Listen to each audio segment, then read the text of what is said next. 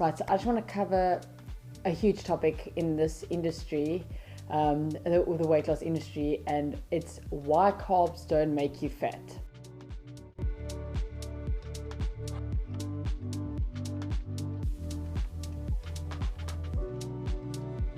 Firstly, that's actually the incorrect terminology. You should actually say, why does overconsumption of carbs contribute to weight gain and added adipose tissue on the body? Somehow that doesn't have quite the ring to it. Hello again, or welcome to She Knows Me with Rosie, where we'll be covering all things wellness, health and weight loss. We'll be specializing in plant-based weight loss for women. Once again, quick credentials: I'm a certified nutritionist and an integrative health practitioner. Just a disclaimer, if you have any pre-existing health conditions or dietary requirements, please contact your health practitioner to get the needed recommendations or advice. Okay, so in part one, we'll be covering, we'll basically just be busting the myth around carbs and weight gain, weight loss. The second thing we'll do is quick weight loss results, also why this happens, why this doesn't happen. Just explain to you that when you do get on the scale and you see a certain number and you either cut carbs or add carbs in, there's a different number. There's a reason for this. And also the struggles are you always thinking about food? Is it a constant thing? Like that's what you're Googling, that's what you're reading, that's what your whole life is consumed by it. So we're going to also hone in a bit on that. Then lastly, what you see on the scale versus body fat. So there's two different things, and just to compare the two of what's happening, just to clear the air from the get-go with regards to if you are consuming any type of food item and you're over consuming it, putting in a calorie surplus, you will gain weight. You will weight gain. You will gain weight. And if you are in a calorie deficit, you will lose weight. Those are the laws of thermodynamics. We cannot biohack that. We cannot debunk it. It is what it is. So we're not here to demonize any specific food group. We're not here to join a cult either. We're just giving you facts and breaking it down that you can understand it. Anyway, okay, so let's go back to when we would have a planned holiday ahead, and leading up to the holiday you're super excited and you go buy a magazine and you look at what's the latest diet trends. You're like, cool, I think I'm going to do this leading up to my holiday. It's going to be awesome. Okay, so you go and you buy a magazine. 100 years ago, when we would do such foolish things like buying magazines, realistically now you'd read an online article and you'd stick to it to an absolute T for this holiday of yours. The article or the headline or the main part of the whole diet will have something to the tone of quick weight loss, lose the last few, get your summer body fast, and that sort of grabs you because you're like, yeah, that's cool, that's exactly what I want. If you're watching this YouTube channel, I'd like to believe you have an intelligence level higher than a banana. So all of those headlines of quick this, quick that, fast this, that should be, alarm bells should go off. Literally, something should be yelling, there should just be a red light saying, yeah, something doesn't sound right, because it isn't. But somehow we read these captions and we want to believe that this diet that I'm going to do now leading up to this event, occasion, holiday has something magical to it, and we want to believe that you will get those quick results and it will work for you and things will be different this time. And you look at before and after photos of the results of the specific diet plan and you're like, oh, but look at Susan here. Susan lost all the weight and looks happy and thin and thriving, and look at her one photo, she's even laughing at her salads, busy telling her jokes. Like, it's just such a wonderful world that we live in. Sure, there's a song written about that. Anyway, so you look at these pictures and you go, yeah, but what? I've never looked and felt and been so ecstatic about a salad before in my life.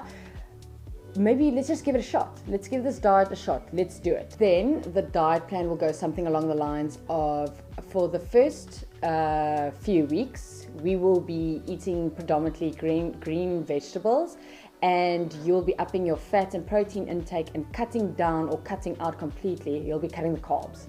There won't be any carbs in this, and you'll stick to this lifestyle for the next 8 to 12 weeks, whereas we will be reintroducing carbs, and that is basically the diet plan.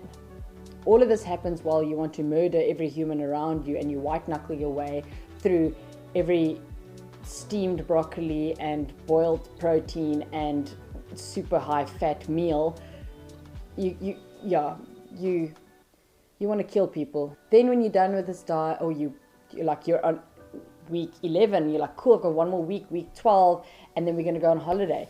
When you think to yourself, this is great, I feel better, and then what? When you've done this crazy white knuckling situation after the diet, then what? That's never there. They never give you those tools for your toolbox after that. Problem number 1, you do the diet to a T, you land up zoning in so much control, everything on this diet, that you actually miss lunch dates, and you rather not go do things with people because you're like, hold on, that's not going to stick to what the diet's about, and you don't enjoy, and you're not fully present on your weekend getaways or your time spent with family. It's all about the food. Number 2, you spend more time daydreaming about the food that you can't have than what you actually can have.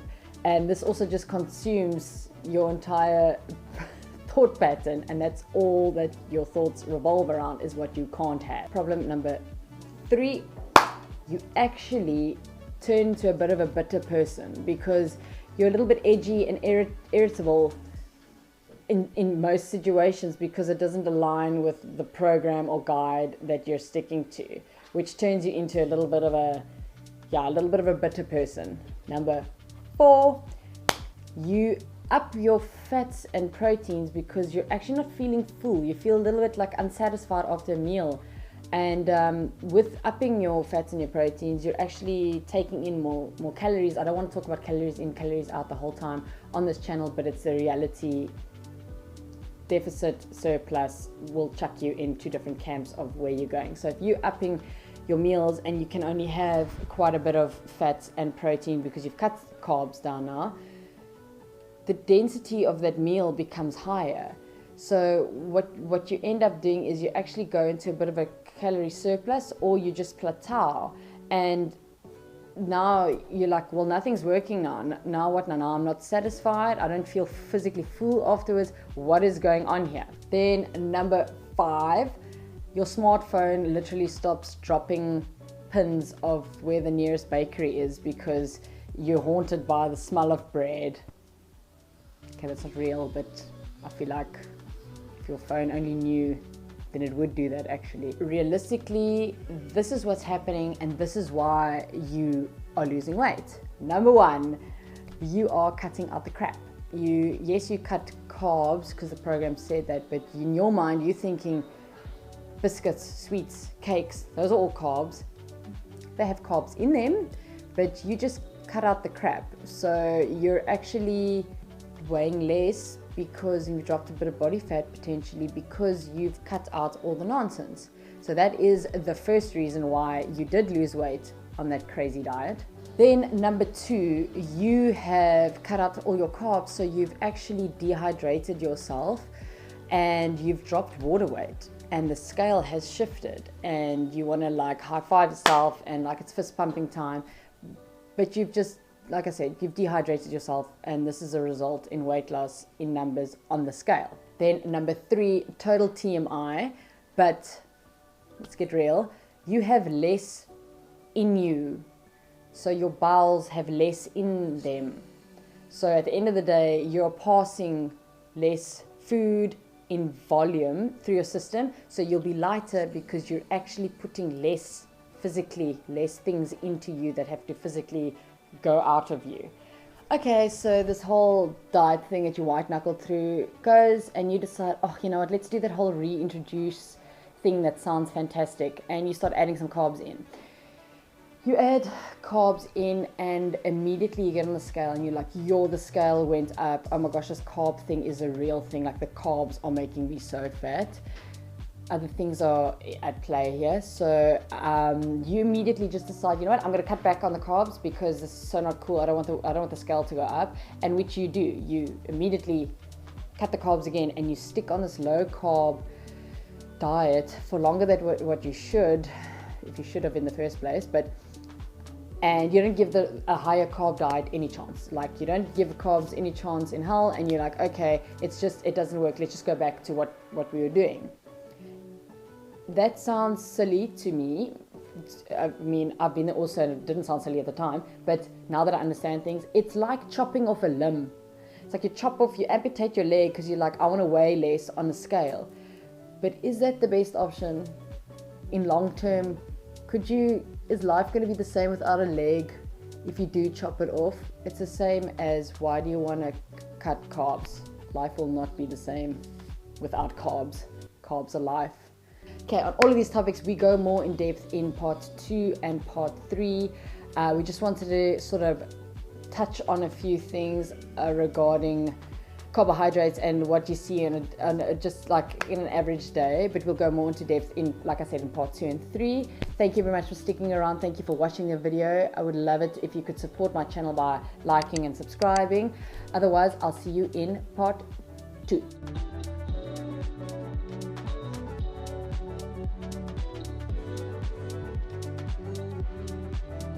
I'll start drilling as I start talking.